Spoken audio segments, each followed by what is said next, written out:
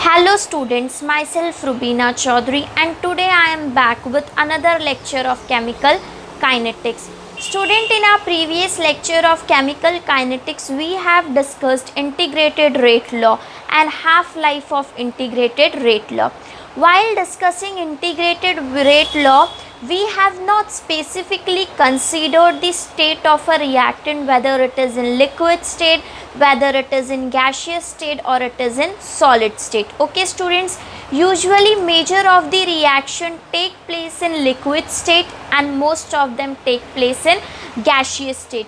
When reaction is in liquid state we have concentration, right student, क्योंकि liquid का हमेशा concentration होता है, लेकिन वहीं पे अगर आपके रिएक्टेंट में गैस है तो गैस में concentration नहीं होता है बेटा, गैस में प्रेशर होता है। तो अगर मैंने अपना रिएक्टेंट पूरी तरह से गैसियस स्टेट में लिया है तो मेरे रिएक्टेंट का कौन सा क्या चेंजेस आएंगे, प्रेशर का क्या इम्पैक्ट पड़ेगा इंटीग्रेटेड रेट लॉ पे, हम वो आज देखने वाले हैं आज के लेक्चर में। So today topic which we are going to discuss is integrated rate law for gas phase.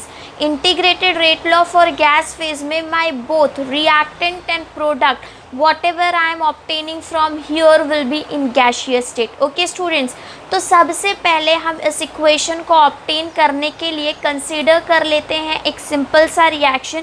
So what we are going to do student, consider a reaction. हम एक रिएक्शन को कंसीडर कर रहे हैं और while considering that I am taking A as my reactant। A जो है बेटा मेरा यहाँ पे क्या है, reactant है, and my reactant is in gaseous state and which gives me later on product which is again in gaseous state। और मुझे दो प्रोडक्ट मिल रहा है बेटा, मेरा प्रोडक्ट है B और C और दोनों के दोनों जो है वो गैसियस स्टेट में। This is what I am getting. ये मेरे रिएक्टेंट है और ये मेरा प्रोडक्ट है। तो बेटा जब भी आप कोई रिएक्टेंट करते हो तो इनिशियल स्टेज पे एट द वेरी बिगनिंग आपका प्रोडक्ट ज़ीरो होता है और आपके रिएक्टेंट ही आपके पास होता है। तो let us try to understand what will happen. Now student, I am going to see here pressure at initial stage. Pressure at initial stage मतलब जब तुम्हारा रिएक्टेंट शुरू हुआ है, जब तुम्हारा रिएक्शन स्टार्ट हो रहा है। तो जब रिएक्शन स्टार्ट हो रहा है बेटा तो पूरा का पूरा तुम्हारा जो रॉ मटेरियल है जिससे तुम रिएक्शन करने वाले हो और वो रिएक्टेंट साइड पे ही है। तो उस टाइम जो प्रेशर है मैंने उसको कंसीडर कर लिया है PI। PI is a initial pressure, मतलब रिएक्शन शुरू होने से पहले जो प्रेशर था वो कितना था, PI था। और रिएक्शन शुरू होने के पहले जो प्रेशर है वो सिर्फ और सिर्फ रिएक्टेंट साइड पे ही होगा, it will be not present on the product side. तो हम क्या करते हैं बेटा, हम कंसीडर कर लेते हैं कि मेरा जो प्रोडक्ट साइड पे होगा प्रेशर वो 0 होगा। PI is a pressure at initial stage of a reactant. At that time your product have no pressure since there is no product yet formed। क्योंकि प्रोडक्ट है ही नहीं तो फॉर्मेशन भी हमारा क्या हो जाएगा बेटा, 0 हो जाएगा। अब हम क्या करने वाले हैं, we are going to talk about pressure after time t। pressure after time T। तो टाइम T पे क्या प्रेशर हो जाएगा, तो देखो अब क्या होता है, जैसे तुमने गैस लिया है जो तुम्हारे रिएक्टेंट साइड पे, तो after some time your some gas will be going at the place of B and some will be going at the place of C। तो हम ये कंसीडर कर रहे हैं बेटा कि B का जो प्रेशर है वो X है और C का जो प्रेशर है वो भी X है। आफ्टर टाइम टी क्या हो गया, कुछ तुम्हारा गैस जो है वो रिएक्टेंट से प्रोडक्ट की तरफ शिफ्ट हो गया और उसकी वजह से तुम्हारे प्रोडक्ट के पास प्रेशर है और हमने वो प्रेशर मान लिया है कि वो प्रेशर है x, we are considering it as बेटा x, ठीक है। और C के भी प्रेशर को हमने क्या कर लिया, x कंसीडर कर लिया। तो इससे क्या पता चलता है, तुम्हारे रिएक्टेंट के पास जितना भी पहले प्रेशर था उसमें से x प्रेशर माइनस हो गया होगा। तो ये तुमको क्या मिल जाएगा, A की value it will be giving you बेटा Pi, जो तुम्हारा इनिशियल प्रेशर था उसमें से तुम माइनस कर दोगे किसको, x को। ये तुम्हारे पास कुछ वैल्यू आ रही है। देखो बेटा बहुत सिंपली एक्सप्लेन किया। इनिशियली तुम्हारे पास प्रेशर Pi था, अब तुम्हारे पास after some time your pressure is Pi minus x, और तुम्हारे प्रोडक्ट और रिएक्टेंट के पास जो प्रेशर है उसको हमने xx कंसीडर कर लिया है। तो let us write down in a statement, let the initial pressure of A, let the initial pressure of A, मेरा जो reactant A है is Pi। उस टाइम पे उसका इनिशियल प्रेशर कितना है बेटा, उसका इनिशियल प्रेशर है Pi and that decreases, फिर बाद में क्या हो जाएगा, ये डिक्रीज होने लगेगा। मतलब तुम्हारे गैस इस तरफ से उस तरफ जा रहे हैं, तो गैस कम हो रहा है तो ऑटोमेटिकली प्रेशर भी क्या हो जाएगा, डिक्रीज हो जाएगा। That decreases bye x after time t, that decreases by x after time t, this is what we have got। हमने जो भी था उसको कुछ इस तरह से अपने वर्ड्स में लिख दिया है। अब स्टूडेंट्स हम क्या देखने वाले हैं कि मेरा जो Pa है, मतलब मेरा इनिशियल प्रेशर A का कितना था, Pi था, एंड उसके बाद जो प्रेशर डिक्रीज हो रहा है आफ्टर टाइम वो कितना है, Pt है। अब अगर मुझे टोटल प्रेशर निकालना है आफ्टर टाइम, तो बेटा टोटल प्रेशर का फॉर्मूला क्या होगा, टोटल प्रेशर हमेशा क्या होगा, Pa plus Pb plus Pc। Pressure of reactant A, pressure of product B और प्रेशर ऑफ प्रोडक्ट C को अगर मैं ऐड कर देती हूँ तो I am going to get my total pressure. बेटा मुझे क्या मिल जाएगा, मेरा टोटल प्रेशर मिल जाएगा आफ्टर टाइम t। तो अब मेरा यहाँ पे Pa क्या है, देयरफॉर Pa, जो तुम्हारे Pa की वैल्यू आ रही है बेटा वो कितनी आ रही है, Pi, your Pa value is Pi minus x। Pa की वैल्यू बेटा Pi माइनस x आ रही है, और यहीं पे तुम्हारा let the pressure of Pb and Pc is equal to x। Pb और Pc के प्रेशर को हम अज्यूम कर रहे हैं, हम लेट कर रहे हैं कि वो x होगा। Therefore what you will get students, you will get Pb का प्रेशर और Pc का प्रेशर कितना है, x है। अब तुम्हारे पास टोटल प्रेशर तुमको निकालना है, you have to find out total pressure क्या होगा। तो टोटल प्रेशर को हम अज्यूम कर रहे हैं P जो है बच्चा ये मेरा टोटल प्रेशर है, I am taking my P as a total pressure. तो P का फॉर्मूला था Pa प्लस Pb और साथ में मेरे पास था प्लस Pc, राइट बच्चा। मेरे पास यहाँ पे Pa Pb प्लस Pc की वैल्यू आ रही थी। तो बेटा जब मैं Pa का फाइंड आउट करूँगी वैल्यू, तो how I am going to get the value of a Pa।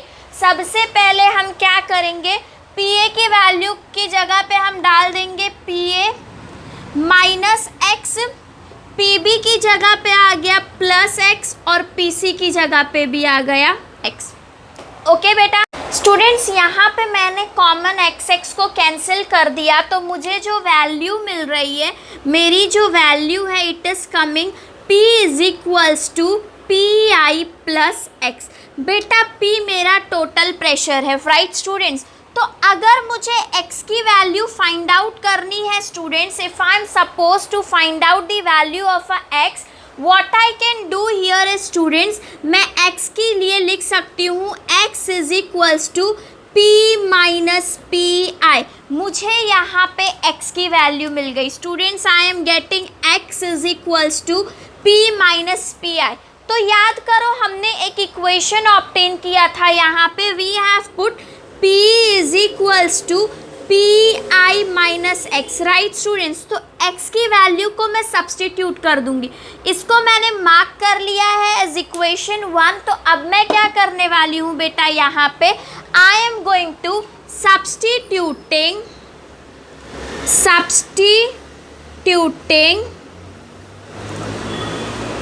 x is equals to p minus pi in equation 1। मैंने इक्वेशन 1 में इस वैल्यू को सब्सटीट्यूट कर दी है। बेटा तुमको pa की वैल्यू फाइंड आउट करनी है, this is what you have to do for now. तो अब तुम क्या करोगे बेटा, जब इसको सब्सटीट्यूट करोगे you are going to get pa is equals to pi, फिर माइनस यहाँ पे p minus P I, bracket open करोगे तो ये minus minus will become plus और तुमको मिल जाएगा 2pi माइनस पी। pa की जो वैल्यू हमें यहाँ से ऑब्टेन होगी वो होगी 2pi माइनस पी। अब अगर मैं इंटीग्रेटेड फर्स्ट लॉ लिखूँ फर्स्ट ऑर्डर रिएक्शन का, तो look, integrated rate law for first order reaction. बेटा इंटीग्रेटेड रेट लॉ क्या था फर्स्ट ऑर्डर रिएक्शन का, k is equals to 2.303 upon t log to the base 10 a not bye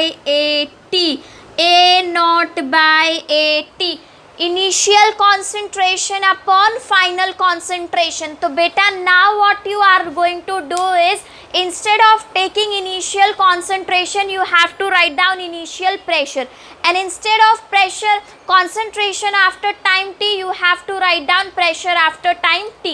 तो instead of writing a naught मैंने actual में लिखना है pi। इसी इक्वेशन में a naught की जगह पे मैं pi लिख दूँ और pi और फिर जो तुम्हारा AT था ना उसकी जगह पे मेरे को लिखना था PI माइनस एक्स।